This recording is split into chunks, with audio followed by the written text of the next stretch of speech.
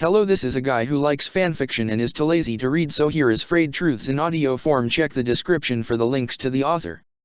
Chapter 6. Request denied. Kakashi is kneeling in the center of the council room, his eyes on the floor. When he hears the two words, his head snaps up, disbelief written across his face. What? Konoha's two elders stare back at him impassively from their seats. The response was quick and firm, answered barely a second after the question left his lips. They hadn't even needed to think about it. I request permission to go after Itachi Uchiha. Request denied. No hesitation. Their faces are like stone. Kakashi stares up at them from the floor, and he feels frustration flood through him at the response. At the fact that they didn't even consider it. Why, he demands. Koharu's eyebrow lifts slowly, her eyes sharp, and Kakashi realizes how disrespectful he sounded. He reels his feelings in, once again bowing his head. Forgive me, he says. I merely meant, my student lays trapped in a coma. Each second that passes is another second his life is in the balance. Itachi is possibly the only hope he has. There's a slight pause before he hears a response. He stares down at the wooden floorboards, fighting the instinct to look up and observe their expressions. Jiraiya has left the village in search of Tsunade, Homura answers. As you know, her medical ability is unrivaled. Once she returns, it is likely that Sasuke will make a speedy recovery. Kakashi's teeth clench just slightly, his lips pressing together. Yes, but we don't know if Jiraiya will even find her. Or if she'll even agree to come back. And even if she does, it's not guaranteed she'll even be able to help. Sasuke is trapped in a genjutsu of Itachi's own creation. It's mental, not physical. The two elders exchange glances. There's the slightest hint of uncertainty in their eyes now, and Kakashi lets himself hope they can be persuaded. They communicate silently. The answer is still no. Hey, take-san. Kakashi feels his hope sink. He looks up at them desperately. If I could just take a team. It's too risky, hey take, says Koharu. She leaves out the respectful san at the end of his name, which is a sure sign she's growing annoyed. The village is in a state of vulnerability without a Hokage at its head. We need all of our most capable shinobi present to defend our borders, and Itachi Uchiha has already proven himself to be more than a match for you. Kakashi's shoulders drop, his indignation quelled slightly beneath the harsh reality of the words. He doesn't stand a chance against Itachi. Their previous skirmish proved this without a doubt. But if he takes a team of Jounin or waits for Jiraiya to return. What you're asking is a pointless endeavor, Homura says, before Kakashi can speak any of these thoughts. Even if you were capable, even if we allowed it, you have no knowledge on Itachi's whereabouts. Absolutely no way to find him. He is dust in the wind, hey take-san. Dust cannot be caught. Kakashi remains silent. His head falls forward. Their reasons are logical and sound, and in that moment, he hates them for it. He doesn't want to hear reasons why he shouldn't, or reasons why it won't work. He wants to hunt Itachi down and drag him back to Konoha. He wants to drag him in front of Sasuke's hospital bed, and watch his face as he realizes exactly what he's done. He wants his student to be okay, and if that's not an option, then he wants to be sure Itachi pays. We understand your concern for your student, Koharu says. We share those same concerns. But you are wasting our time with this. Our answer remains the same. Their expressions are glacial, unchanged. They certainly don't look concerned. Something dark sparks in Kakashi's chest, and he keeps his gaze locked forward as he gives them a respectful nod, rising to his feet. He turns to the door. He knows a dismissal when he hears one. His feet take him to the hospital without any real conscious thought. For the third time since waking yesterday, he finds himself pushing open a pair of revolving doors, trudging up the steps with a heavy heart. The elder's reasons for denying his request are perfectly reasonable. They make complete sense. And yet, Kakashi remembers the speed of their refusal, how hasty they had been to dismiss him, and something about the entire conversation feels odd. He recalls the glances they traded, the way there seemed to be an entire conversation hidden within them, and he can't shake his sudden unease. Something about it just feels wrong. He can't explain why. And Kakashi has long learned the importance of trusting his instincts. Kakashi sighs, turning a corner in the hospital hallway. He hasn't gotten any proper sleep, and he's completely exhausted. Maybe he's overthinking it. He opens the door to Sasuke's hospital room. He's expecting to find an empty chair by his student's bedside, and blinks in surprise when that's not what he sees. "Sensei," he says, caught off guard. Iruka turns his head. His face is creased in concern, and when he looks at Kakashi, it closes off into a mask of polite professionalism. "Kakashi-san," he greets. His voice is cordial, with just the slightest hint of coldness. His eyes flicker over him quickly, before returning to his face. "You look like hell." "Flatterer," Kakashi responds, his tone an attempt at levity. It falls just short of the mark. He steps into the room, letting the door fall shut behind him. Iruka turns back to Sasuke. The two of them haven't had a reason to speak since the Chunin exams. Their prior argument is sharp in Kakashi's mind, and it causes a tension in the air between them. "You don't look so well yourself," he says. Slowly, he comes to stand next to the chair the Chunin is sitting in. "Your student's causing you trouble, sensei." A ghost of a smile pulls at Iruka's mouth. "Always," he answers, but the smile fades, replaced by the same troubled look. His gaze stays locked on Sasuke. "But no. My sleep has been troubled lately." Kakashi's own gaze drops to his student's pale face, to the dark bruises around his throat. His heart constricts. "I know the feeling," he mutters.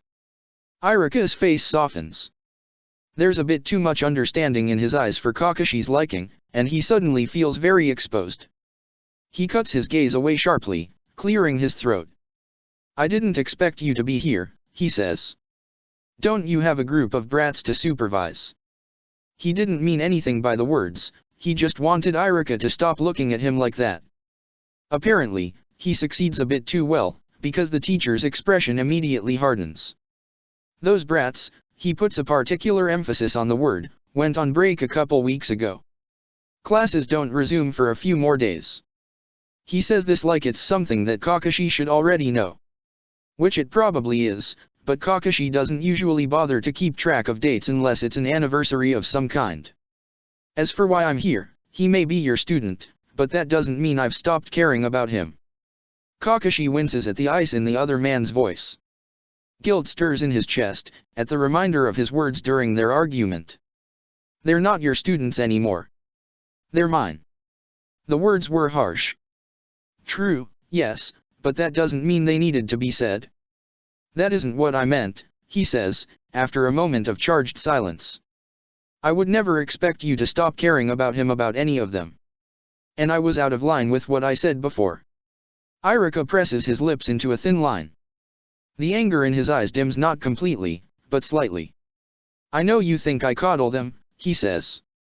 "But I'm only trying to keep them safe. I may only be a schoolteacher, but I'm not ignorant to the dangers they're placing themselves in. I've lost some of my best students because they tried to take on too much before they were ready. This village is so quick to throw their shinobi out into the world the moment they step out the academy doors. But they're still just children." Kakashi stares at him, as the Chunin turns his face away, back to Sasuke. Slowly, Kakashi lowers himself into the chair next to him. He's quiet, searching for the correct words. "I graduated the academy at 5, he says. "I took the Chunin exams at 6, and I passed." Iruka turns to look at him, frowning slightly. "You say that they're children," he continues. "That they're not ready. But I've never seen it that way. Compared to the way things used to be, they've had more than enough time to prepare for shinobi life. And that's what my job is. To prepare them. Coddle them all you want, sensei. You're allowed to. But I'm not allowed to do the same. Not if I want to keep them alive." Iruka looks at him for a moment, then looks away. "You're right," he admits. "I should have thought about it like that, But you care about them," he says, smiling slightly. "Like I said, you're allowed. Being hard on them isn't your job." "But it is yours." Iruka questions. "Then shouldn't you be training them? All of them?" Naruto told me you trained Sasuke for the third round of the exams, but you didn't train him. Kakashi frowns at the words. They're true, but he despises the way they are spoken. It wasn't like that. I was teaching Sasuke a move that only he could master. And I was the only one who could teach him it. The Chidori, says Iruka with a nod. I know, I saw it. I'm only saying. Naruto was pretty upset about you not training him. He seemed to think you were playing favorites. Kakashi blinks, stricken. Favorites, he repeats, because the idea honestly never occurred to him. I don't play favorites with my students. Iruka sighs. What was he supposed to think, Kakashi? You took Sasuke for private training to teach him one of your deadliest moves, and you pawned him off on someone else. I didn't pawn him off, he protests, even as a sinking sensation takes place in his stomach. I wanted to give him his best chance to improve. I knew he wouldn't get that with me, so I let someone else train him. He didn't want anyone else to train him. He wanted you. And now he thinks that you don't want him. Kakashi winces at the words. He thinks about Naruto, standing in the lobby of the hospital and yelling at him accusingly, "You're gonna train Sasuke, aren't you?" He wonders how he could have failed to notice the disappointment in the boy's tone. Does Sakura feel the same? It wasn't favoritism that caused Kakashi to place Naruto in another sensei's care. He connects more with Sasuke than he does with either of his other students, but the idea of favorites has never crossed his mind. He loves all three of his students equally. From the very beginning, he's seen himself in Sasuke.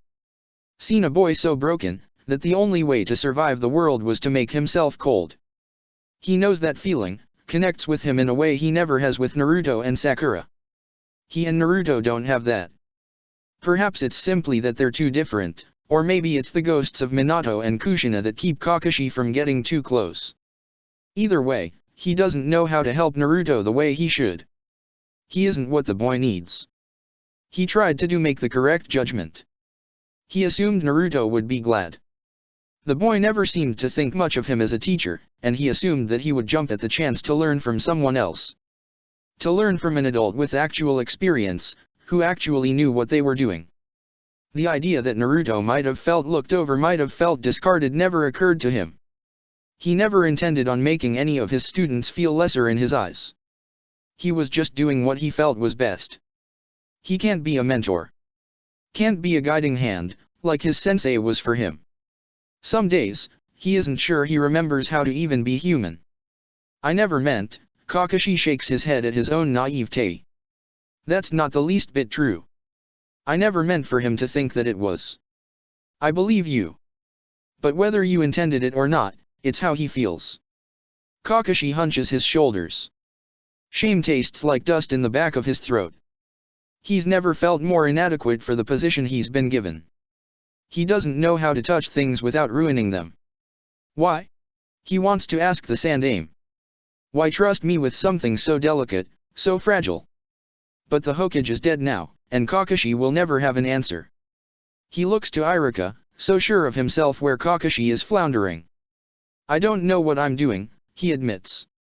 Iruka's expression is kind as he smiles. That's normal. Teaching isn't easy. It's a learning process. How do I fix it?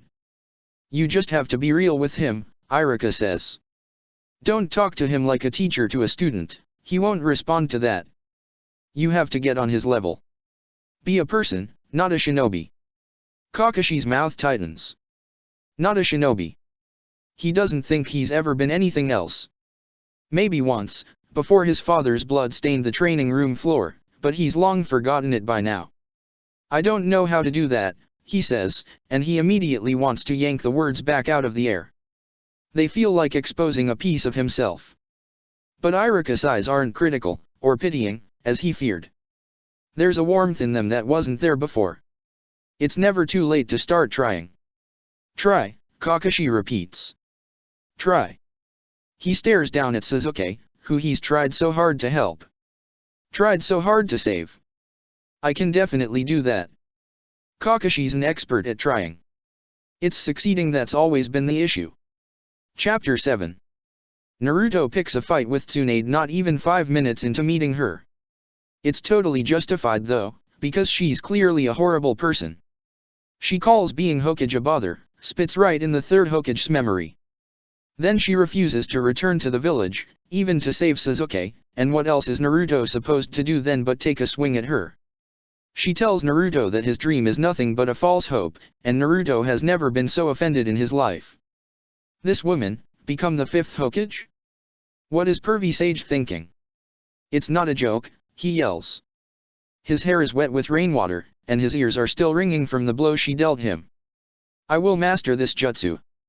And I will become Hokage. She tilts her head, considering him.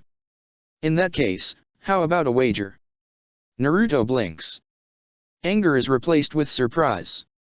A wager? I'll give you 1 week, Tsunade says to him. If you can master that jutsu, I'll believe you have what it takes to become Hokage. It's tempting. God, is it tempting? All Naruto's ever wanted is to prove himself. To make people see him. He wants to tell someone he's going to be Hokage, and he wants them to look at him like they actually believe him. This woman is offering him that chance, and he really doesn't like her, but he still wants her to believe him. It's a chance that he almost takes. But he remembers Sasuke. He remembers Sasuke on that hotel room floor, pale and bruised and bleeding. He remembers how lifeless he had looked, how broken.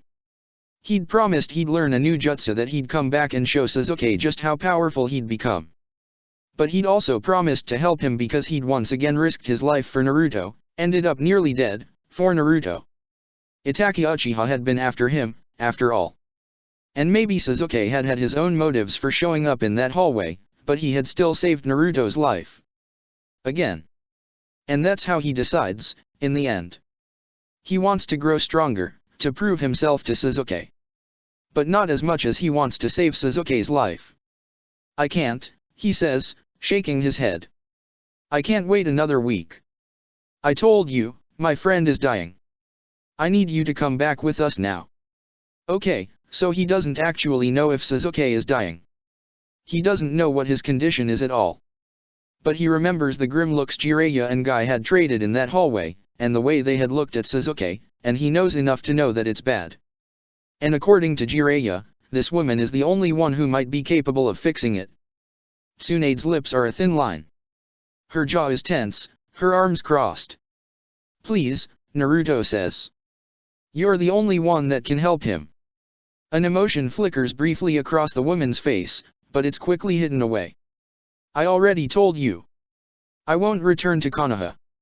Disbelief spreads within him. But he's dying. Lots of people die, brat. That's life. Better you get used to it now. Naruto stares at her with wide eyes. Off to the side, Jiraiya winces, pinching the bridge of his nose. Tsunade, he says, halfway between a hiss and a sigh. Indignant rage spreads through him at the words. His teeth clench, his hands becoming fists. But still, beneath the callous words, there's a hint of something else, something sad, and Naruto thinks he's beginning to understand. That's not true, he yells. People don't just die. He remembers her earlier words, about the Sandaime being old and foolish, and he continues, the third wasn't a fool for choosing to fight. Maybe if you had been there to help him, it wouldn't have happened. Naruto. Jiraiya snaps. Naruto spares a glance in his direction. He's never seen the man look so harsh with him before. You're out of line. Naruto turns back to Tsunade. He knows the words he said to her probably aren't true. That's okay. He's not trying to hurt Tsunade, or to give her a guilt trip, he's just trying to prove something to himself. Tsunade's face breaks at the words, her cold mask splitting. The guilt and grief in her eyes is a startling sight. Naruto was right. She was never angry at the third for dying. She's angry at herself for not being there when he did. Tsunade, Jiraiya says softly, taking a step forward. He hasn't seen her look this heartbroken since Dan. Tsunade holds up a hand in his direction. Don't, she says. Let him speak. She's looking at Naruto in a way she didn't before.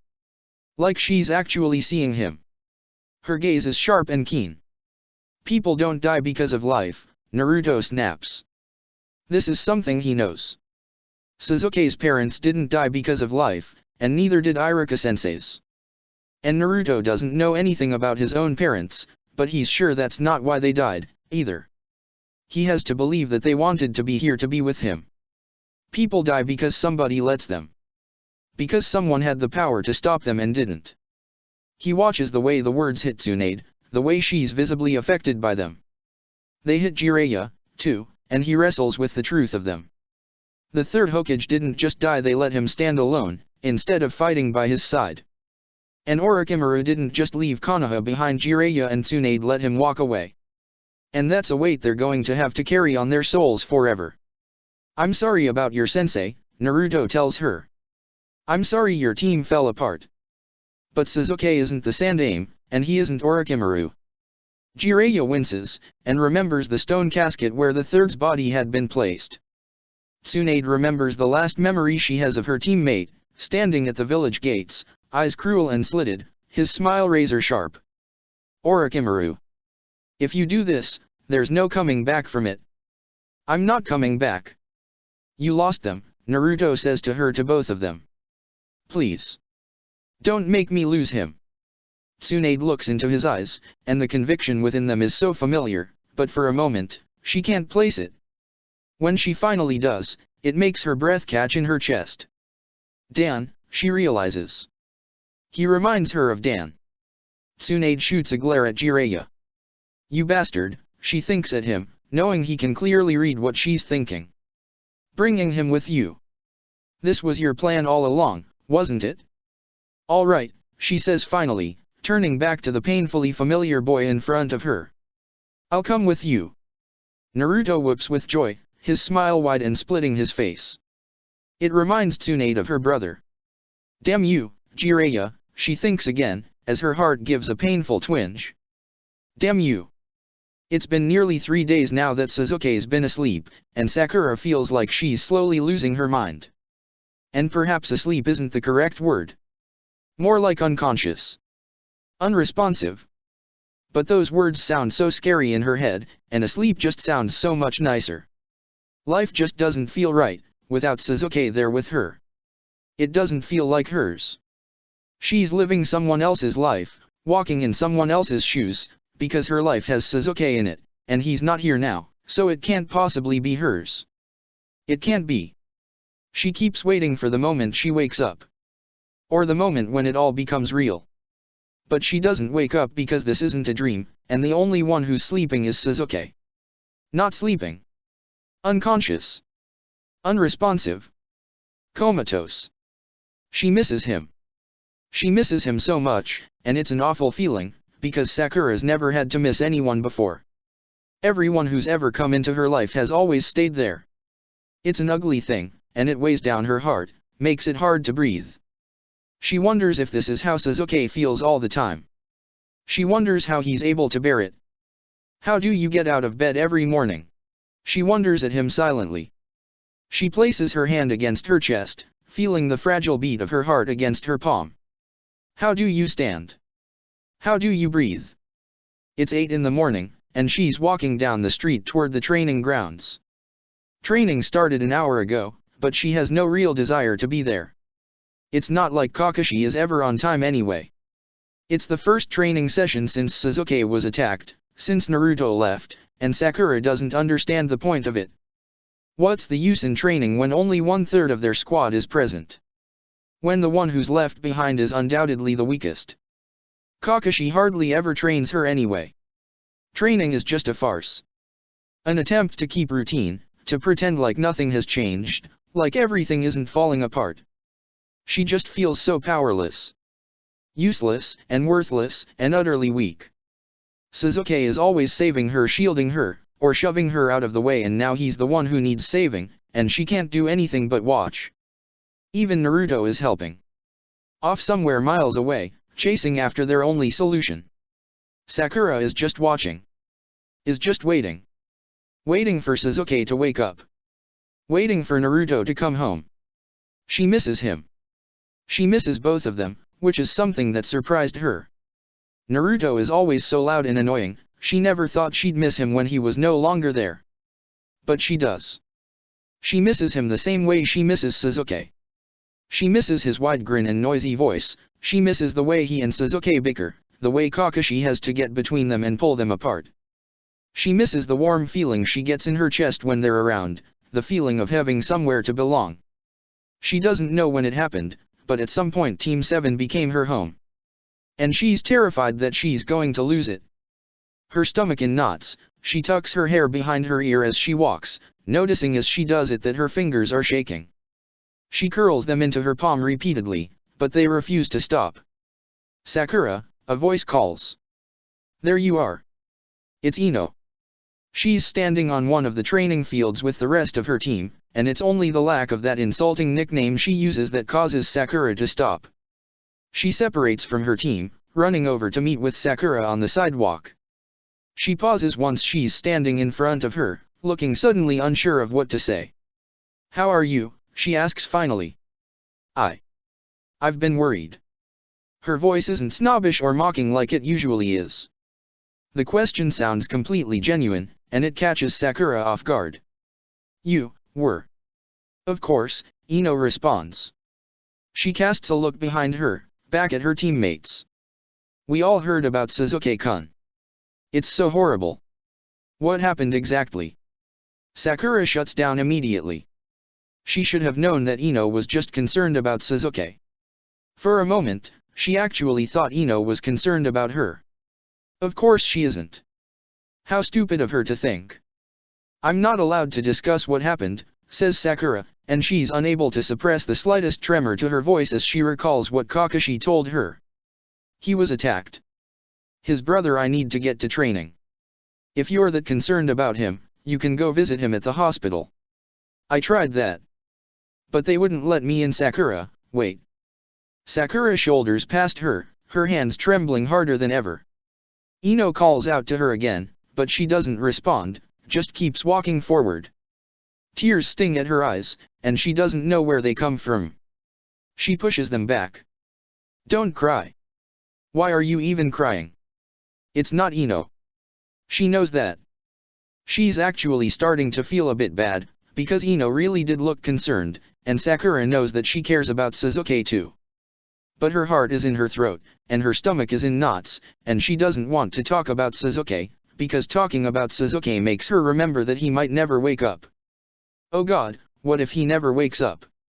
Tears push against the back of her eyes again.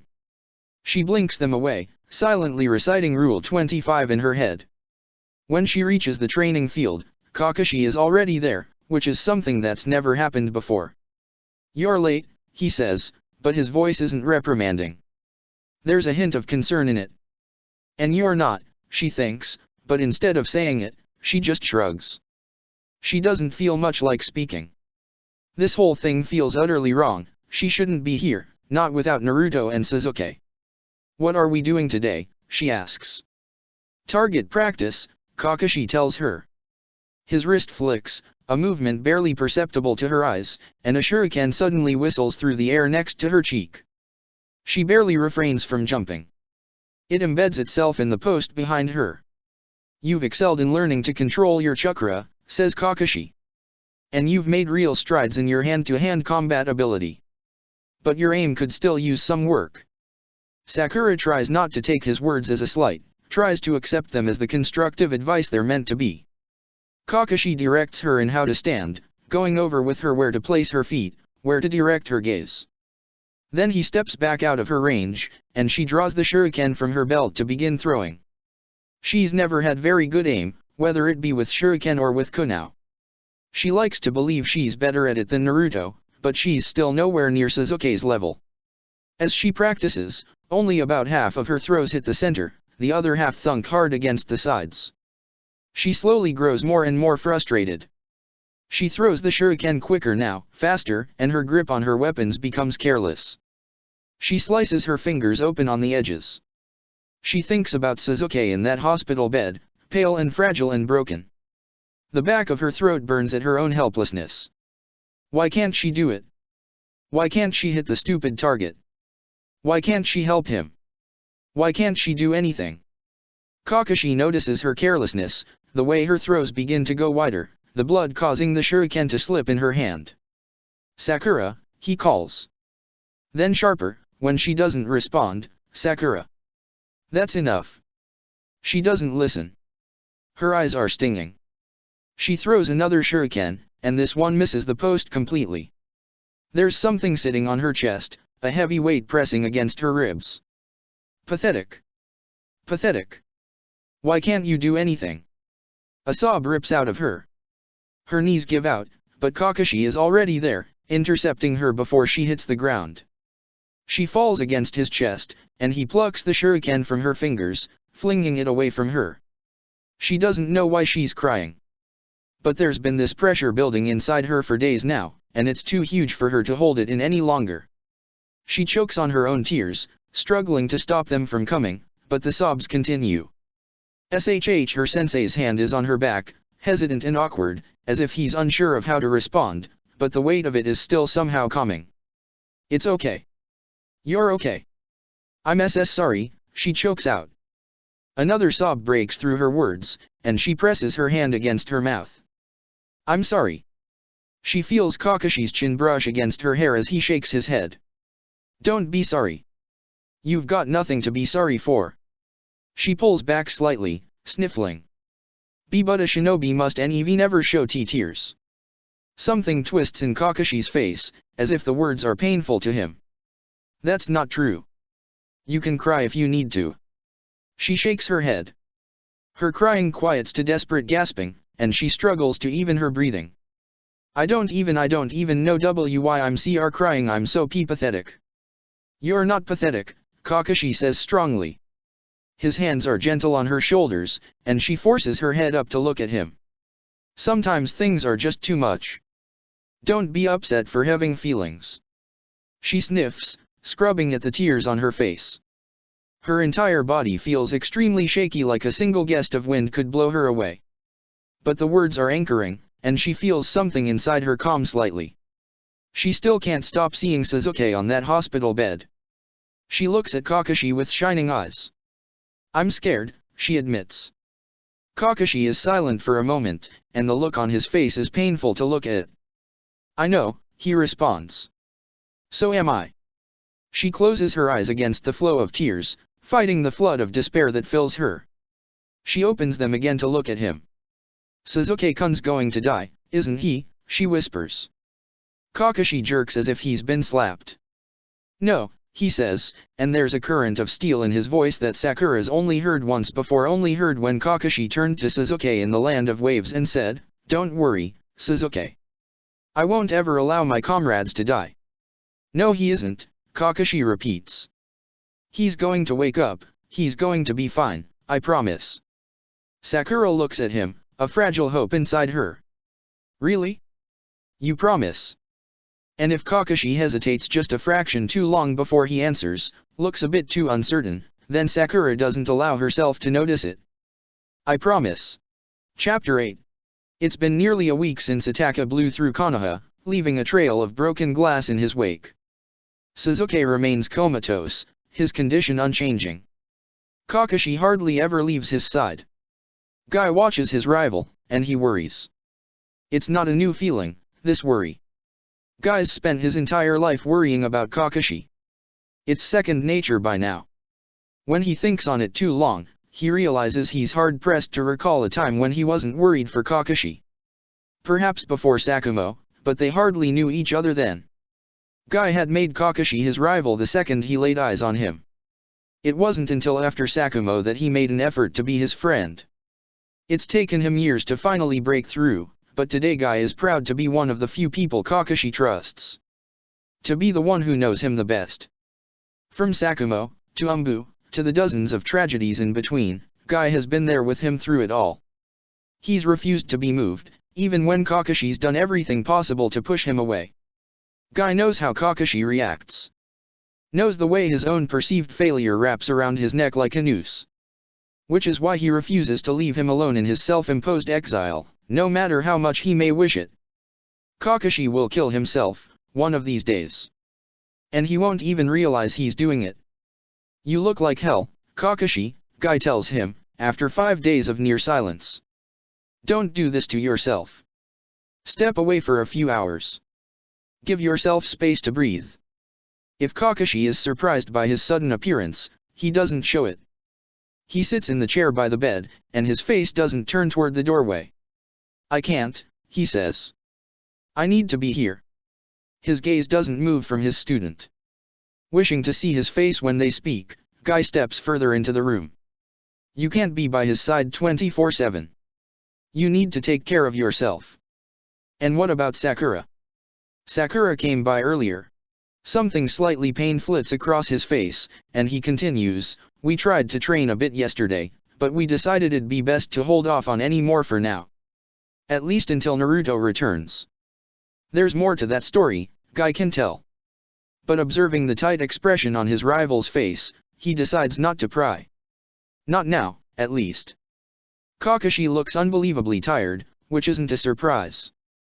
He's putting up a convincing front, but Guy knows he still hasn't completely recovered from whatever it was that Itaka did to him. And he isn't going to recover, not if he keeps going on like this. He needs to go home. He needs sleep. But Guy knows how stubborn his rival is. He knows Kakashi will never agree to it. So he compromises. He can't let this go on, even if it's not to rest. Kakashi needs to get out of this hospital. Come out with me, he says. We'll get lunch. The food here is awful. Guy can't see because of the mask, but he thinks Kakashi smiles slightly. It is, he agrees.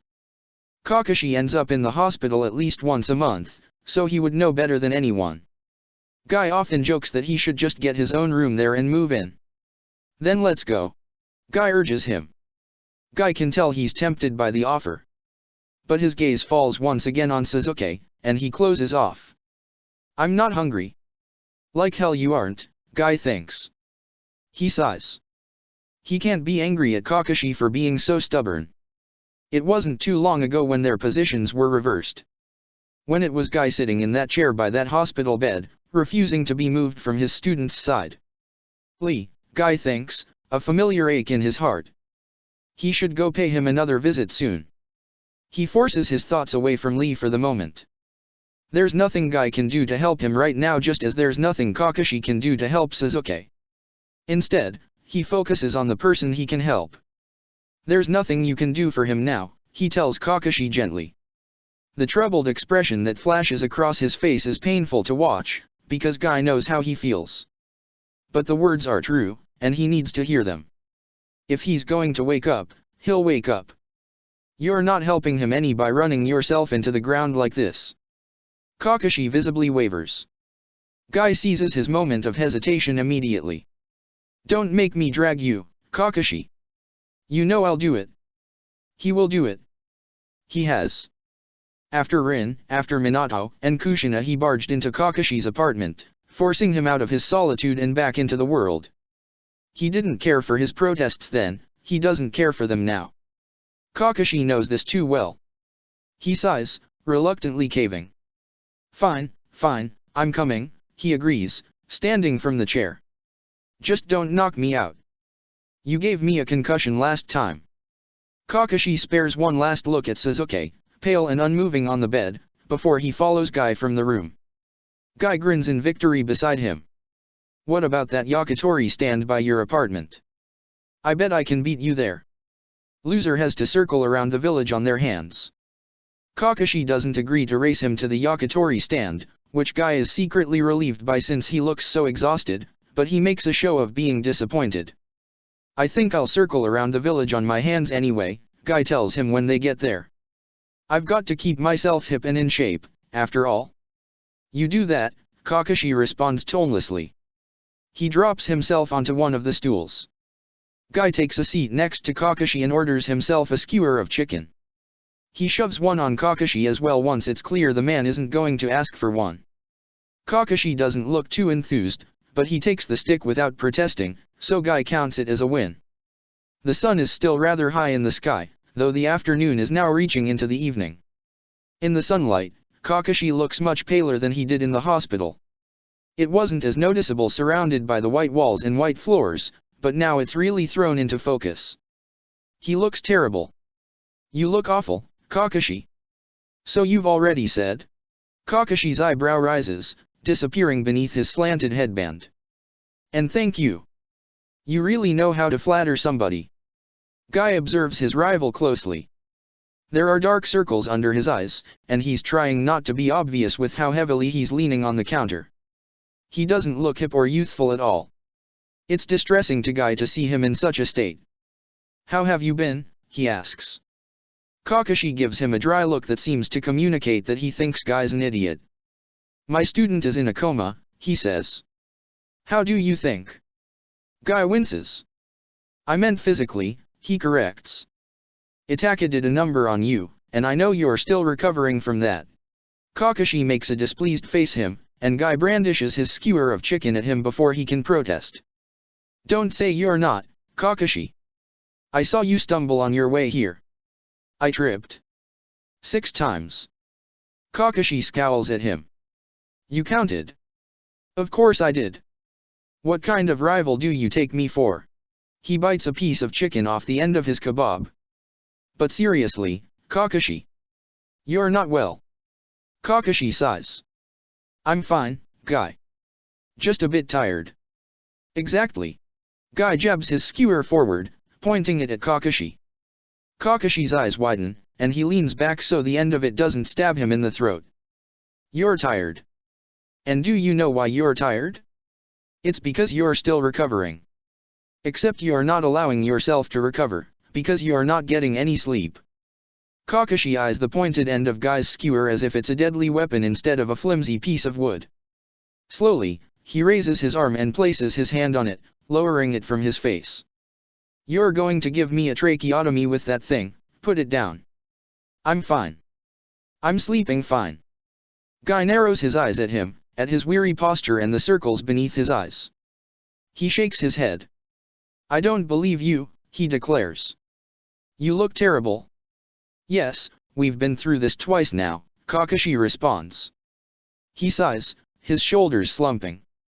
Look, he begins reluctantly, but sounding more serious, I admit that Itaka's genjutsu has been having some prolonged effects on me. But I'm getting through it. There's no need for you to worry. There's always a need with you, he thinks, half irritated and half fond. Still, he decides to drop it. For now. He can bully Kakashi into resting some other time. He'll even enlist Asuma and Kurane to help him. Maybe Genma and Reidu as well, if Kakashi decides to be particularly difficult about it. What exactly did he do to you, anyway? Guy asks. I know it was genjutsu, but I've never seen anything drop you like that. He wasn't there for the start of the fight. He only came in near the end, when Kakashi was already on his knees in the water. And then he just passed out. It was terrifying. I'm not exactly sure, Kakashi admits. I've been placed under genjutsu before, but never anything like that. His face twists with the memory of pain. Everything was unbelievably vivid. I lost count of how many times he stabbed me. 72 hours, and barely even a moment in the real world. Guy needs a moment to process that. 72 hours, he repeats. You're telling me he tortured you under genjutsu for 72 hours. He said it was 72 hours, says Kakashi. Honestly, it felt like a lot longer. The look in Kakashi's visible eye is slightly haunted, remembering the experience. Guy knows Kakashi's been tortured before, usually emerging mostly unaffected, so it must have been pretty bad if it's causing him to linger on it like this. Guy's never heard of a genjutsu as powerful as the one he's describing. Guy recalls what Asuma and Kurane said to him, how 1 second Kakashi was fine, and the next he was on his knees.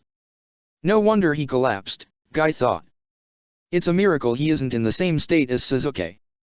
With that realization comes a whole new wave of horror, as Guy realizes that the genjutsu that Kakashi just described was likely the one used on Sasuke. And Sasuke? You think Itaka did the same thing to him? The hand Kakashi's placed on the counter tightens. His face is white. From what Jiraiya said to you, it seems like the same trick. But we won't know until he wakes up. If he wakes up, Guy thinks. But he's not cruel enough to ever say that out loud. Despite Guy's natural optimism, He can't help thinking that Sasuke's chances aren't good. Especially now that he knows more about the specific type of damage they're dealing with. He's seen experienced shinobi break from much less. He knows Kakashi has too. Kakashi must be able to tell his thoughts from the look on his face, because his expression hardens. Sasuke is strong, he says. One of the strongest kids I've met. He'll pull through. He did it before. Guy frowns in confusion. Before? You mean that mission you guys went on in Wave? Kakashi hesitates for a moment, then shakes his head. No, I meant, after the massacre. Guy frowns, thinking back to that time. He wasn't Umbu, so he wasn't involved at all in the aftermath of the massacre like Kakashi was. All he knows is what he's been told. It was bad afterwards, he asks. He's always been under the impression that Sasuke was unhurt in the massacre. That Itachi, for some reason, left him unharmed, physically at least. The third gave me access to Sasuke's medical files when he became my student. Apparently, he was left in a similar state then as he is now. Guy processes that, latches onto what Kakashi isn't specifically saying. Are you suggesting, you think Itachi used the same genjutsu on him then? On a 7-year-old. The warring expression on Kakashi's face matches Guy's feelings perfectly. I don't know, he says. I just know it sounds the same. And if he recovered then? Kakashi trails off, falling into silence. He's obviously horrified by the prospect of his student enduring the same mental torture he did in at only 7 years old. Guy himself is horrified, and he's never even spoken to Sasuke. Guy has lived the life of a shinobi for over 2 decades now, and in that time he's seen many terrible things. But somehow, the human capacity for cruelty never ceases to shock him. He would do that to a child. Guy says. His hand becomes a fist. To his brother. He wonders why he's even surprised. It was him after all, who told Kurane just days ago that Itachi's actions aren't ones that can be reasoned with, that they're the actions of a monster. Yet, he's still shocked. Itachi himself is only 18. Barely an adult himself. It's nearly impossible to think of someone so cold-blooded as being so young. Itachi Uchiha, Guy says. He thinks of a 13-year-old boy deciding to slaughter his entire family in one night, no older than Sasuke, no older than Lee. He shakes his head. Honestly, I still can't believe it. Me either, Kakashi says softly, and something in his voice makes Guy turn to look at him. There's an ache on his face, but it's not the same as before. This pain is duller, older. Guy looks at the expression in confusion, until the realization hits him. Oh. He remembers the Umbu mission from years ago that he stumbled into, a dark-haired boy in a cat mask, surrounded by bodies and standing at Kakashi's side. That's right, says Guy. I forgot you two knew each other before. Kakashi immediately shuts down. I'm not allowed to talk about that. Guy winces at the hard look on Kakashi's face, the way any semblance of an expression seemed to fall away. There are only a few subjects that can provoke such a reaction from him, and it seems Guy has just found another one. Kakashi's time in Umbu with Itachi is a subject that is off limits. Off limits is how it should be. Umbu operatives carry out their missions in complete secrecy, and their identities beneath their masks are kept hidden even from each other. The only reason Guy even knows Itachi was on Kakashi's squad is because he figured it out himself. Kakashi always seemed to take the massacre a bit personally, even before getting Sasuke as a student. Itachi is no doubt another thing he blames himself for, even though he has absolutely no reason to. So Jiraiya's going after Tsunade, huh? Guy asks. A blatant change of subject. She should make a good Hokage. What do you think? I guess. There's a subtle note of something in his voice when he answers, and Guy frowns at him.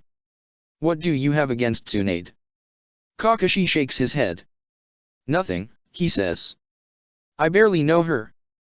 He sounds truthful, but he still has that slight edge in his voice that suggests he's not saying something. Guy considers it for a moment before deciding not to push it. Why do you suppose Jiraiya took Naruto with him? Don't know, Kakashi responds. He didn't even ask me about it beforehand. But Naruto seemed more than happy to go with him. Guy presses his lips together when he hears that, feeling indignant on Kakashi's behalf. He should have requested your permission. Why, if it were one of my students? Kakashi waves a hand at him to quiet him down. I don't mind, it's not a big deal. Guy huffs, disagreeing. Still, despite the words, Kakashi looks bothered by something. All right, he says. Then what's making your face look like that? Kakashi doesn't look at him. He drums his fingers against the counter, his gaze forward. Kakashi. Kakashi snaps his head to the side to look at him. Do you think I'm a bad teacher? He asks suddenly. Guy blinks, startled. What? Because where the hell did that come from? Guy goes over their conversation in his head, but he can't see anything that might have led to that question. Kakashi is quiet for a few moments, his fingers drumming against the counter. Irika Umino said something to me a few days ago, he begins haltingly. And it just got me thinking. He accused me of playing favorites. And I think he might have been right. I think maybe I have been. Guy goes over what he remembers from the interactions he's seen between Kakashi and his students. I don't think that's true, he says slowly, thinking. I mean, I know you trained Sasuke for the Chunin exams. But you were the only one able to teach him the Chidori. And from what you explained to me, it's not a move that can be taught to Naruto. I still should have trained Naruto myself, Kakashi says. I shouldn't have pawned him off on someone else. And I've neglected Sakura as well, my training session with her yesterday proved that. Guy sighs, trying to think about what to say. He has noticed Kakashi leaning a bit more towards Sasuke than his other two students. But then, he does the same thing with Lee. It's not a crime to relate to one of your students more than the others, Guy tells him. Sometimes you just connect with them in a way you don't with the other two. You just have to make sure those feelings don't affect your teaching. Kakashi is quiet for a long moment. So what you're saying, he finally responds, is that it's okay to have favorites. It's just not okay to play favorites. Guy thinks about Lee. He could lie to himself and say he doesn't have a favorite student, that Neji and Tenten are just as dear to him. But he knows that that isn't true. Lee holds a special place in his heart. But he never lets that affect their training. Never offers Lee more, or the others less. He cares for them all uniquely, and he offers the same level of care to all three of them. But he looks at Lee and he sees himself. Do you know what I thought during the preliminaries, says Guy, when I first saw Sasuke fight? Kakashi frowns. What? I thought, this kid reminds me of Kakashi. Kakashi blinks in surprise, but before he can speak, Guy goes on, I looked at him, and I saw you as you used to be. A lonely kid, angry at the entire world. Determined to isolate himself from everyone else. I understand why you want to help him so badly, Kakashi. I understand why you feel like you need to. Kakashi looks down, directing his gaze toward the counter in front of him. Our circumstances are way different, he says. But I swear, Guy. Sometimes it's like looking into a mirror, and it terrifies me. Guy listens silently. This, he doesn't understand as well. The likeness between him and Lee has always been something he's cherished. He doesn't know what it's like to look upon those similarities and dread them. And I've been trying recently, Kakashi continues. I've been trying to fix it. With Sakura, at least, since Naruto's not here. But I have no idea what I'm doing. Guy considers him. Just show them you're trying, he says. Trying, Kakashi repeats. He huffs quietly, shaking his head. Irika said close to the same thing. Well then, it's clearly excellent advice. You should follow it. Kakashi laughs. The chicken on his skewer is gone, and Guy stares at it for a moment, wondering how he managed to eat it without appearing to pull down his mask. That Kakashi. How does he always do that? You're right to try and help him, you know. Kakashi looks over at him, frowning, and Guy clarifies, Sasuke. He needs help. He's like a young you, so that's how I can tell. Kakashi nods. I know, he says, and his gaze is heavy. I know. Help him, Kakashi, Guy tells him firmly. Don't wait for him to ask for it. Because if he's anything like you, then he never will. That evening, Kakashi returns to the hospital. Head still spinning with Guy's words, he sinks into the chair by Sasuke's bed. Help him. Don't wait for him to ask for it. Heart aching, he reaches out to take his student's hand. His skin is cold. Wake up, Sasuke, he whispers. I'm right here. I'm not giving up. Beneath his hand, he thinks he feels Sasuke's fingers twitch. Chapter 9. Word of Orochimaru's attack on Konohagakure spread quickly through the land of fire. Tsunade listened, and she thought she knew what to expect. She thought she was prepared. She isn't.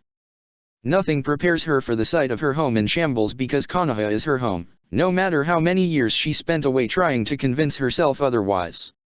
And now, that home has been torn apart at the hands of someone she used to love. Someone she still loves. Perhaps in shambles is a bit of an exaggeration. There seems to be entire portions of the village that have gone completely untouched, and reconstruction seems to be well underway.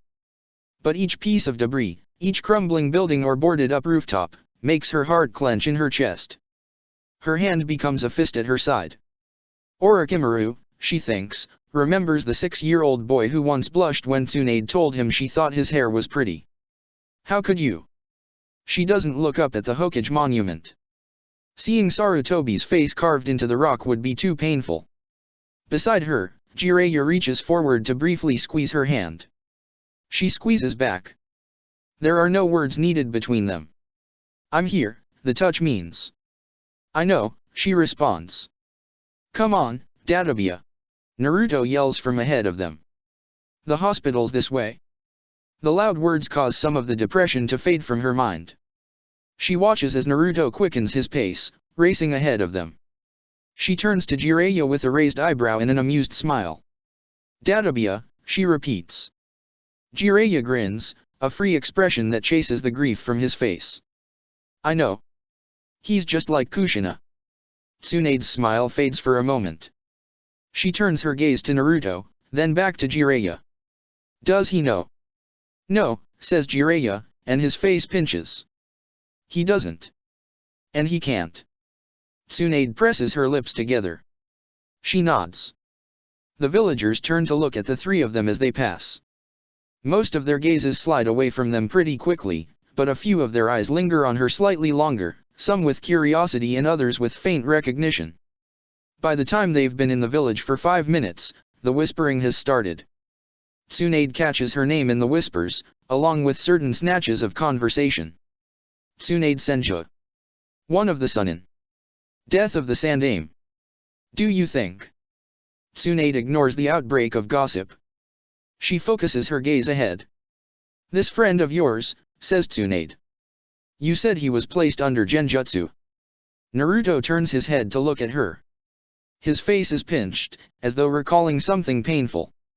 He was beat up really badly too. His physical injuries weren't as extensive as they looked. Jiraiya breaks in. They'll heal on their own. It's the genjutsu that's the issue. Tsunade nods. He and Naruto filled her in on the situation before she left. The genjutsu Jiraiya described to her certainly didn't sound like an average illusion. It'll be difficult. Wounds of the mind are the trickiest to heal. You'll be able to do it, won't you? Tsunade glares at him. Stop shouting, brat. I need to see exactly what was done to him first, and you're not exactly giving me much to go on. Naruto huffs. I already told you everything. I know. And I told you, I need to see him. Naruto grumbles under his breath as he continues to lead the way to the hospital.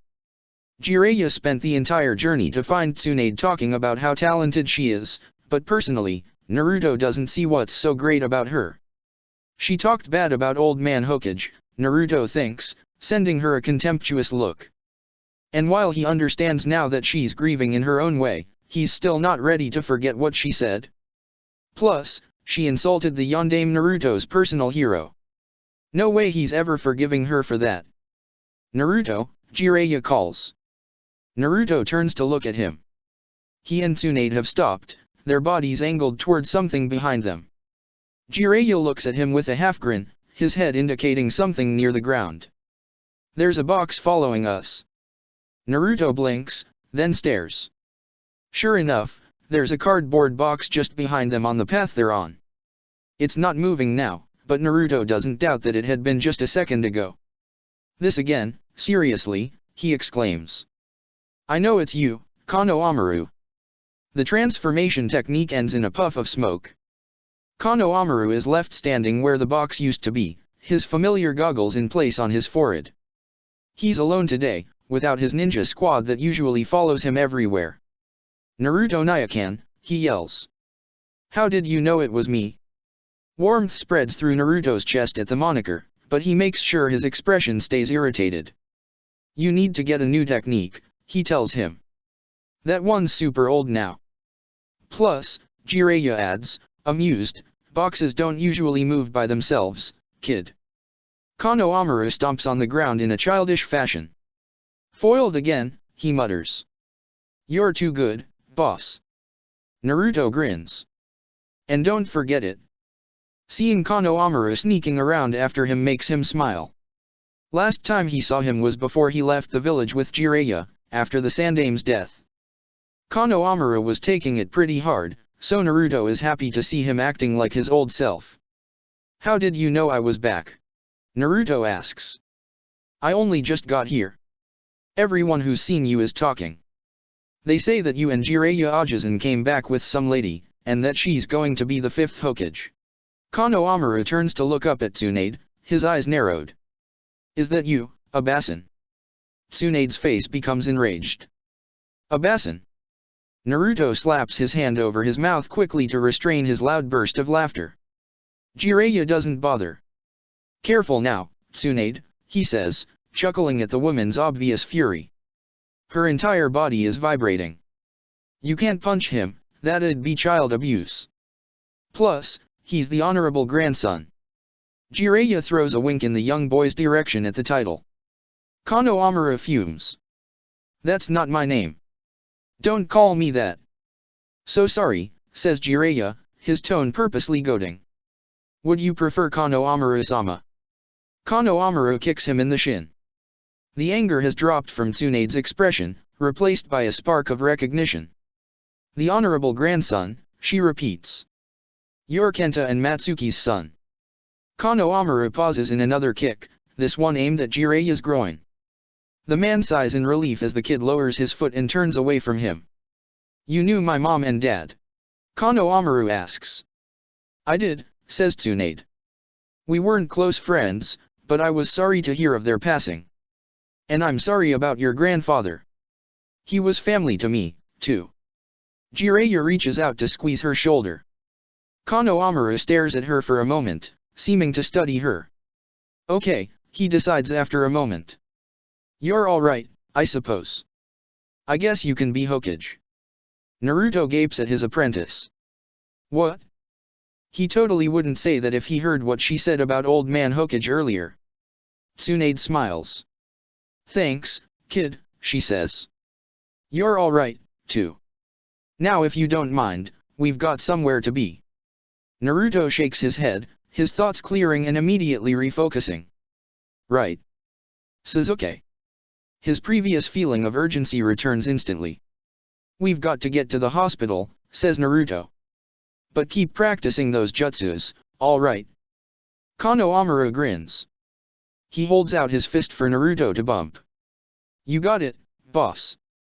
Tsunade wasn't expecting anything when she walked into the hospital, but Kakashi Hatake surprises her.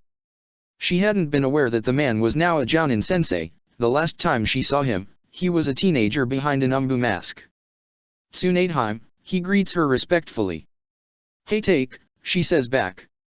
Even with the mask covering most of his face, he still looks so much like his father, and she has to stop herself from grinding her teeth.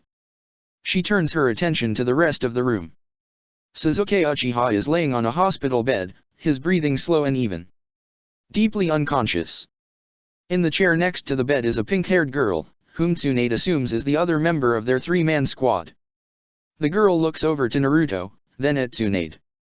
Her eyes are tired but hopeful. Naruto. Hey, Sakura-chan, says Naruto. His gaze drifts to Sasuke. How's Sasuke? It's Kakashi who answers. He's in a coma, he explains. His voice doesn't waver, but there's a somber weight to it. No one has been able to wake him. Not surprising, Jiraiya responds. Have they been able to determine what was done to him? Nothing more than what we already know. Tsunade walks past Kakashi and the young Kunoichi, so she's standing by the Uchiha's side. This close-up, she can see the bruising at his jaw and around his throat. One of his arms is broken. She considers healing the injuries, but decides that most of them are minor and will heal fine on their own. Still, the bruising on his throat is dark and awful looking, and if she does succeed in waking him from his coma, it'll hurt like hell for him to talk. After a moment of hesitation, she brings her palms together to form the two seals. Ox. Tiger. Then she places her hand above the boy's neck. She calls out to her chakra, pulling it into the pathways in her hand. A green glow appears beneath her fingers. Behind her, she hears the girl Sakura gasp quietly. Everyone else is quiet. Slowly, the bruising fades, the imprint of Itachi Uchiha's fingers disappearing. Tsunade lets the chakra at her fingertips dissipate, dropping her hand. Wow, Sakura breathes, mesmerized. That's amazing. How does it work? Tsunade notes the tone of her voice with interest. Longing. Is she interested in being a medical ninja? A person's body is made up of different chakra pathways, Tsunade explains. When the body is injured, those pathways become twisted and disrupted. By pushing my own chakra into the body, I'm able to mend those pathways and accelerate the natural healing process. And that will heal Sasuke-kun's mind as well. Tsunade frowns down at the unconscious boy in front of her. She is a medic, she specializes in healing the body, not the mind. The brain is a muscle, and she can mend it like she can any other, but there are other forces at play with an injury like this. That's difficult to say, she admits. Injuries like this are trickier, because there are psychological effects to consider as well. I can heal any physical damage done to him, but anything mental isn't something that can be fixed so easily. I can heal the brain, but I can't heal the mind. Sakura clasps her hands tightly in front of her, her bottom lip trembles.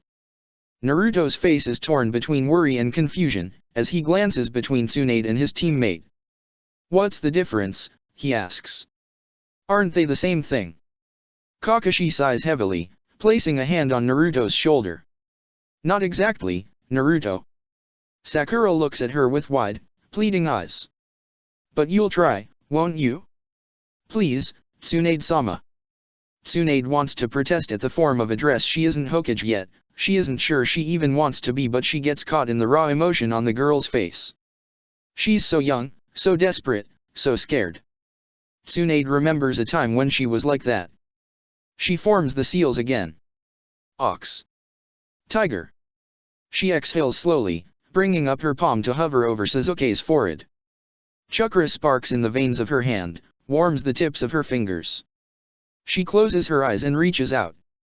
Her chakra presses against the chakra pathways in his brain, maps them out, and she frowns when she gets a clear sense of how broken they feel. Twisted, and frayed, and smashed into fragments. A less experienced medic would have instinctively withdrawn. But Tsunade has been through a war, and she has seen worse damage. She frowns deeply, but she doesn't pull away. Something is disrupting his chakra pathways. It isn't simply that they've been twisted, it's that something is still twisting them. A force pressing against them, widening the fractures. She can't heal the damage because the pressure that caused it is still there, still pressing against the fringes in his brain. She recognizes the feeling immediately. She's felt it before. Sasuke Uchiha isn't suffering the effects of a genjutsu. He's still under a genjutsu. Sasuke's face twitches slightly, his eyes moving beneath his eyelids, but he doesn't wake up. Mouth set in a hard line, Tsunade lets her hand fall back to her side. Fools, she snaps. Could none of you seriously recognize a genjutsu? All four of their faces are confused. Jiraiya shakes his head. I told you he was placed under a genjutsu, he says. I don't know what. He wasn't just placed under a genjutsu, you moron, he's still under it. Kakashi's uncovered eye widens. What? She turns her gaze on him, eyes sharp. The genjutsu attack placed on him.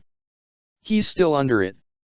The genin I can understand, but you'd think a high-level jounin would have recognized the signs. Kakashi doesn't flinch at the harsh tone. He's too busy processing the revelation that his student has been trapped in a nightmare realm for nearly a week now. What do you mean? Naruto asks. His head bounces back and forth between the three adults in the room. What's going on? What's wrong with Sasuke? Quiet, Naruto, says Jiraiya. The words aren't said harshly, he's simply laser-focused on Tsunade. You're telling me that that kid has been trapped in a genjutsu for nearly a week now? How is that possible? I don't know. I've seen genjutsus that have continued even when someone is no longer actively casting them, but this is something else. The amount of power it would require. Kakashi's visible eye is like stone. This is no ordinary genjutsu. Trust me, you've never seen anything like it. Tsunade studies the grave set to face, the hard line of his shoulders, and recalls what Jiraiya told her. That's right. He experienced it, too. Both of the genin look confused by the conversation. Only Kakashi seems to understand the gravity of what she's saying.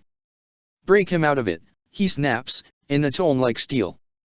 He sounds every bit of the Umbu captain he used to be. Break him out of it now. He sounds like Sakumo, and Tsunade feels herself react to it. The words that rise in her throat taste like poison. I tried. I attempted to disrupt his chakra flow when I tried to heal him, but it didn't work. If you think you can do better, then be my guest. Kakashi's lips seem to twist beneath his mask. Immediately, he pulls up his Hitayate to expose his Sharingan. Eye whirling, he leans down towards Sasuke.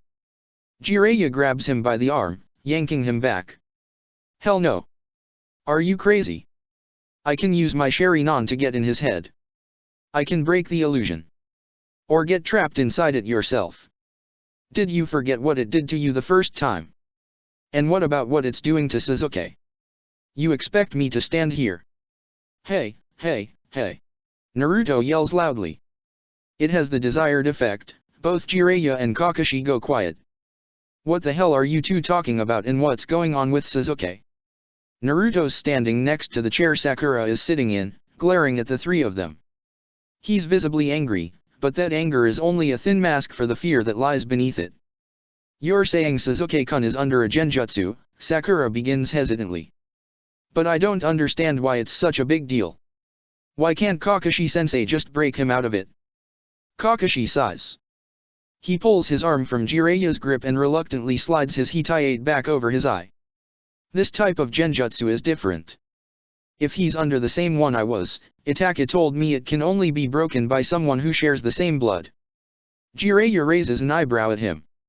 And yet, you were still going to try.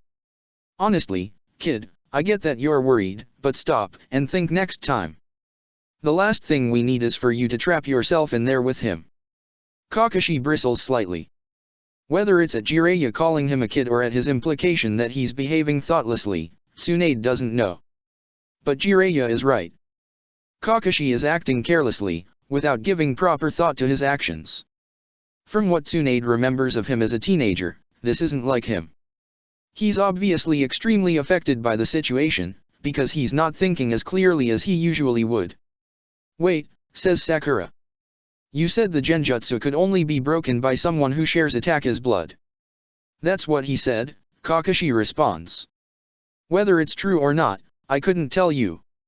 But if it is true, then couldn't Sasuke-kun break the genjutsu himself? Tsunade sighs. Theoretically, yes, she says. However, even if he does have the ability, I doubt he's in any state of mind to attempt it. But then who can? Tsunade shares a heavy look with Kakashi and Jiraiya. After a moment, Kakashi inclines his head, granting her permission to tell them. The only person who can break the illusion, Tsunade answers, is the one who cast it. Naruto's eyes widen. You don't mean Itachi Uchiha? He's the only one who can wake your friend up. Chapter 10. Tsunade stares down at the ceremonial hat she holds in her hands. Her stomach feels heavy, and she runs her fingers gently over the kanji embroidered on the front of it. Hokage. The sick feeling in her stomach intensifies. Her grip on the hat tightens. I don't know if I'm the right person for this, she confesses. Gentle hands come up to cover hers. Tsunade lifts her head and looks into a kind face. Tsunadeheim, Shizun says, you're the only person for this. Tsunade looks back down at the hat in her hands. Her sensei wore this hat. Her grandfather wore this hat. He'd be proud of you, Shizun tells her. They both would be. You can do this. You were meant to do this. Tsunade thinks about Sarutobi, standing tall against his own student to keep the village safe. She thinks about her grandfather, shoving a sword through his own friend's back to protect the dream they once shared. She thinks about Dan, who left this world with his dream unfulfilled. Who believed in the possibility of peace, and had once made Tsunade believe in it as well. A firm resolve settles between the spaces of her ribs. She places a hand over her heart, her fingers curling into a fist. You're right, she says. I was meant to do this.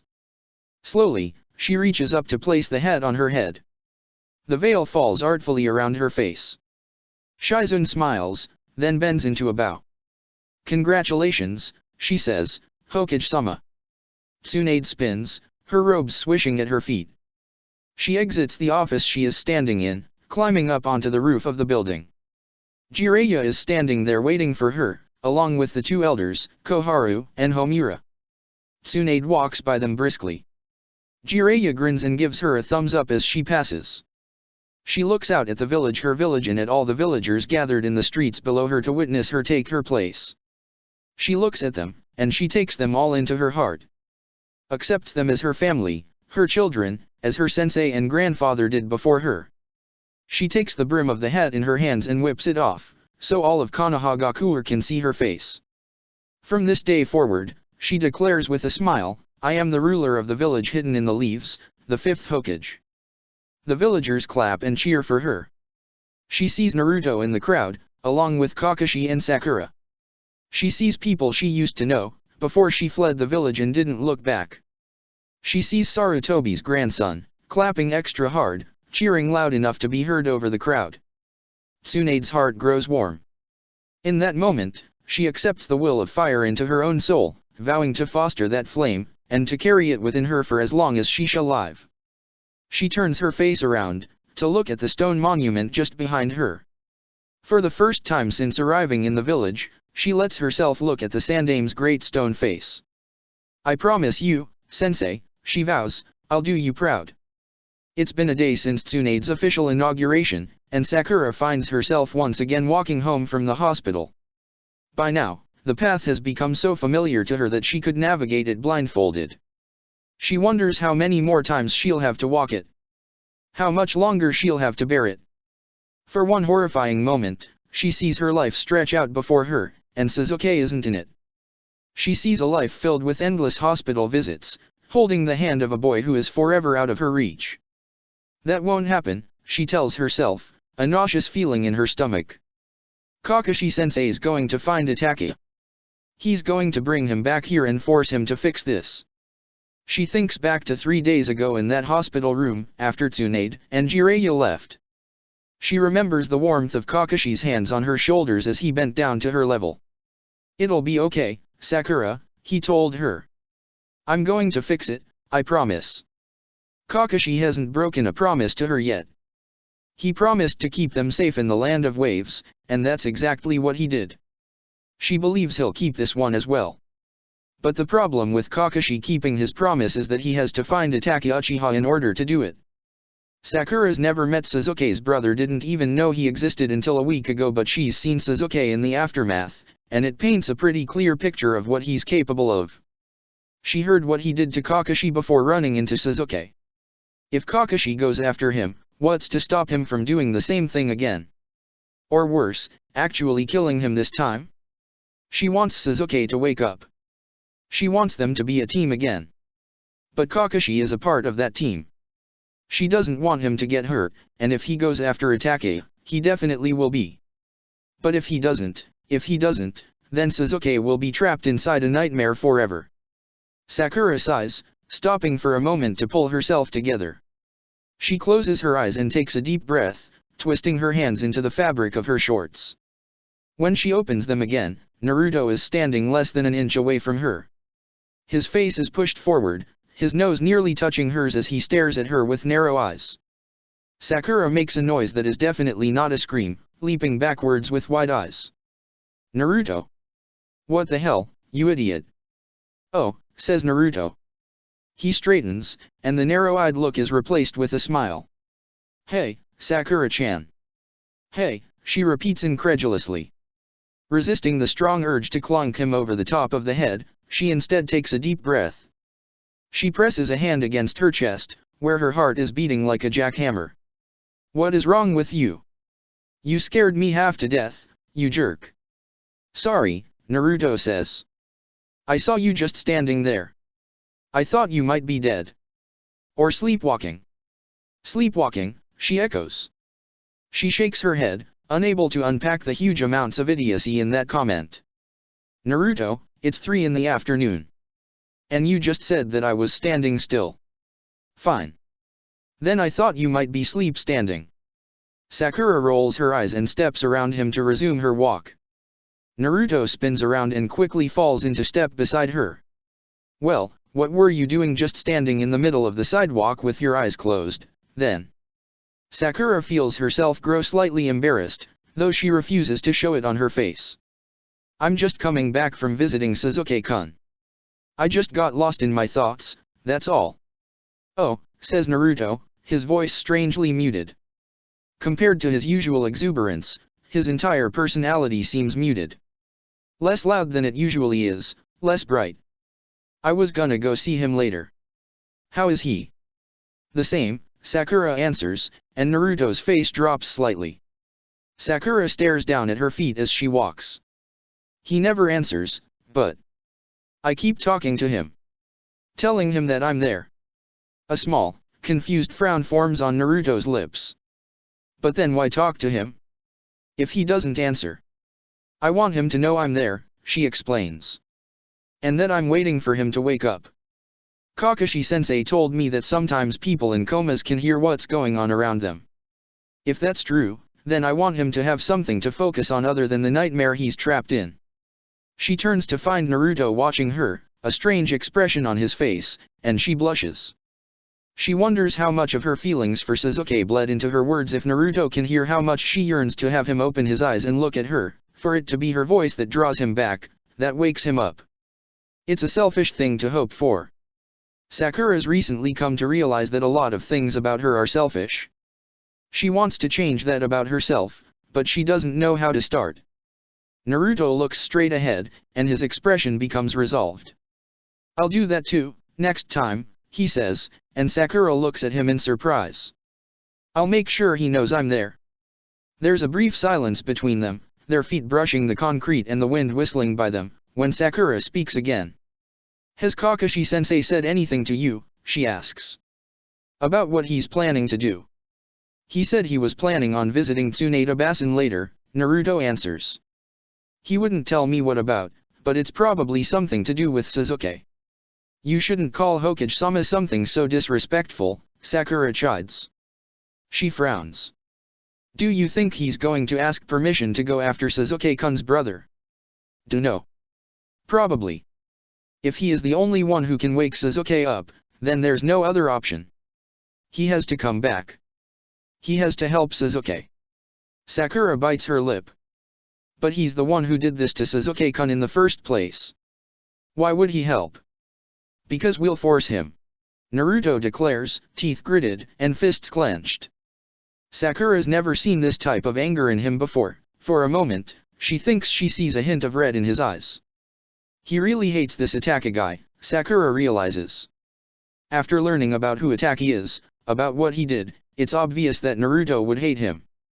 It isn't that Sakura isn't just as angry as Naruto, because she is. But she's never met Itachi Uchiha, so she can't hate him the same way Naruto does. She doesn't have a face to direct her rage at. But Naruto does. Naruto was there when Sasuke and his brother fought when Itachi destroyed him. Naruto saw it all. Sakura looks at him hesitantly. She holds her words behind her teeth for a moment before she speaks them out loud. What was he like? Sasuke-kun's brother. Naruto looks at her sharply, then turns his head forward again. He doesn't say anything for a long moment. Cold, he finally answers. Sakura waits, thinking he might elaborate, say more. He doesn't. They continue to walk. Sakura thinks about that name, running it in circles around her head. Itake. It was familiar to her when Kakashi first mentioned it. Like a name you hear called on the street but quickly dismiss. She knows she's heard it somewhere before. Not from Kakashi. Not from Sasuke. From someone else. But where? Did Sasuke-kun ever mention his brother to you? Sakura asks. Did he ever talk about him? Not really, Naruto replies. There was this one time in the Land of Waves, after he jumped in front of me and nearly, he mentioned his brother then. He said he couldn't die until he killed his brother. He told me, Naruto's face tightens, his blue eyes pained. He told me to never give up on my dream. Sakura blinks as she listens to the words, her mind catching on part of them. He jumped in front of you. Naruto looks at her. Slowly, he nods. Yeah. When we were inside that ice prison, Haku was aiming at me. Sasuke, he saved my life. A week ago, Naruto never would have admitted something like that. Now, he just looks sad and guilty. I never knew that, Sakura says softly. She thinks about Sasuke and Naruto after that mission the way they were towards each other. Snappish and antagonistic, more so than usual, unable to look each other in the eye. It makes sense now. I forgot about what he said, Naruto continues. Because I thought he was dead, and it didn't matter to me. It wasn't until Itake showed up that I remembered. Sakura presses her lips together. But you never heard the name Itake. Naruto frowns at her. No. Why? She shakes her head, asking herself, but then where did I? Realization strikes her, and she stops walking, her eyes widening. You're definitely his brother. If anything, your eyes are even keener than Itake's. Orochimaru, she realizes. Naruto blinks. Huh. Orochimaru, Sakura repeats. That day in the forest, he mentioned Itake. Naruto's eyebrows are furrowed in deep thought. He shakes his head. I don't remember that. You were inside the snake. Oh. He shudders at the memory. Right. Yuck. Sasuke-kun nearly died then, too, Sakura whispers. That's why I didn't remember. Sasuke really needs to stop almost dying, says Naruto with a huff. It's starting to get real annoying. His tone is light, but Sakura can see the real concern in his eyes. She thinks about Sasuke in Wave Country, his lifeless body riddled with needles. She thinks about him in the forest of death, convulsing in pain from the mark on his shoulder. She thinks about him on that hospital bed, and fear rises thick in her throat. I can't lose him, she says. I can't lose any of you. Naruto blinks at her, looking lost. His hands flutter around her awkwardly, as if he wants to hug her or place them on her shoulders, but eventually they drop back to his sides. You won't lose us, Sakura-chan. Sasuke's going to be fine. Kakashi-sensei's going to bring back Itake, and then he'll wake up and it'll all be okay again. Her eyes burn, but when she rubs at them, she's grateful to find they're without tears. I'm sorry, Naruto, she says. I haven't been the best teammate to you, have I? Naruto stares at her, looking almost stunned. Sakura-chan. But I'll do better, I swear. I want to do better. I don't want us to just be teammates. I want us to be friends. Naruto looks at her for a long moment. Then, a wide grin breaks across his face. Don't be silly, Sakura-chan, he says. We are friends. When Jiraiya spies Kakashi on his way to the Hokage's office, Jiraiya follows him. He can't fully explain why he does it, just some gut instinct that tells him he's going to want to be present for the conversation. Tsunade is sitting at her desk when the knock comes at the door. She looks up from her paperwork, setting down her pen. Come in. Kakashi enters the room, closing the door behind him. Jiraiya settles himself on the sill of the window outside. Tsunade-sama. Tsunade's face tightens when she recognizes her visitor. Hey take. What is it? Kakashi looks at her levelly. I'd congratulate you on your appointment, Hokage-sama, but it's obvious we'd both rather get straight to the point. You know what I'm here for. I do, Tsunade replies. And you know what my answer is already. She looks down, picking up her pen and returning to her paperwork. It's a clear dismissal, but Kakashi doesn't take it. Without Itachi, Sasuke doesn't have a chance of getting better. He's the only one who can break the genjutsu. You have to let me go after him. Tsunade didn't look up. I don't have to do anything. Itachi's taken you out before. Sending you after him by yourself would be a suicide mission. Then don't send me alone, Kakashi argues. Put together a team of Jounin. That would take up too many resources. My student is trapped in a hellscape. Every second that goes by is another one that he suffers. I don't care about resources. Tsunade's head snaps up sharply.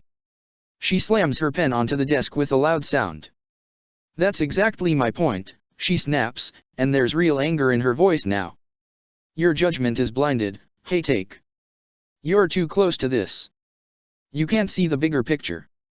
Kakashi seems to take a breath for a moment, to collect himself. When he speaks again, his voice is calmer. And that picture would be that, as harsh as it may seem, your value outweighs his. I want to save the kid as much as you, but I'm Hokage now, and I have to think about what would be best for this village. You're too important of a resource to Konoha for me to risk losing. For a long moment, both of them are silent. Then Tsunade picks her pen back up, once again bending her head.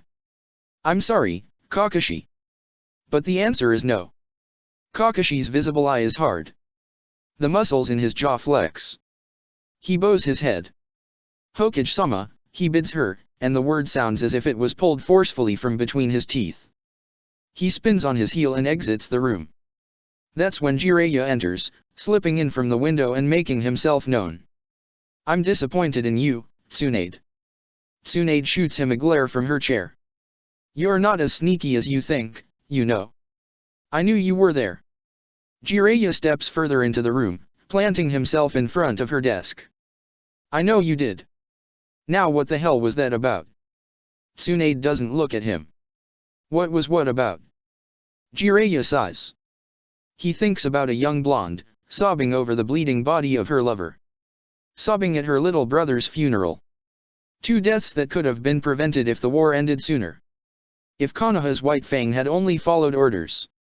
Kakashi is not his father, Tsunade, he tells her. Tsunade tenses.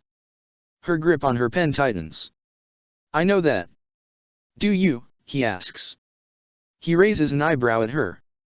If any other shinobi had made that request of you, you would have given them that mission. That's not true. It is, and you know it. Tsunade's hand flexes, a muscle in her jaw jumping. Jiraiya sighs. I know you don't know him well, he says. But I do. I practically watched that kid grow up. He's one of the best shinobi I know. Don't weigh something at his feet that isn't his to bear. Tsunade is tense for a moment. Then she sighs, slumping slightly. He just looks so much like him, she admits. I know, Jiraiya responds. He leans forward, places his hands on the desk. Look, I understand your reluctance to send him. Itachi is stronger than him. But we can't hang Sasuke out to dry. We need Itachi. Then what do you suggest I do? Send me with him, Jiraiya suggests. I can watch his back, and we can retrieve Itachi. Or he'll kill both of you. Itachi retreated when he saw me at the hotel, Jiraiya argues. He'll want to avoid fighting me, he knows I'm stronger. The fact that you're stronger won't matter, Tsunade says sharply. He'll still have the upper hand. You're trying to capture him. You don't need to tell me the risks. I already know them. If you attempt to take him alive, she continues, ignoring him, then he will come at you with the full intent to kill. You'll be fighting with a handicap. He won't be. Jiraiya grins. Then I guess I better make some crutches. Damn it, Jiraiya, I'm serious. This is not some low-level criminal we're talking about here, it's Itachi Uchiha. That kid slaughtered the entire police force by himself. I know what he's capable of, Jiraiya tells her calmly. I read the reports. And even without them, Sasuke is proof enough. I'm not an idiot, Tsunade, I know what I'd be facing. Tsunade looks at him for a long moment. Finally, she sighs, cracking a small smile. I don't know about that. You're definitely an idiot. Jiraiya matches her smile with one of his one. He reaches out to cover her hand with his. She looks up at him.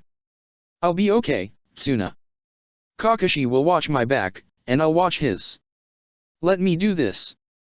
She glares at him, though there's no real anger in her expression. Don't call me that. Only my grandfather called me that. She pauses, sighing, then says, okay, I'll sanction the mission. The two of you can head out tomorrow. Thank you. Don't thank me, Tsunade replies. Just don't die. Either of you. Check the description for the links to the author.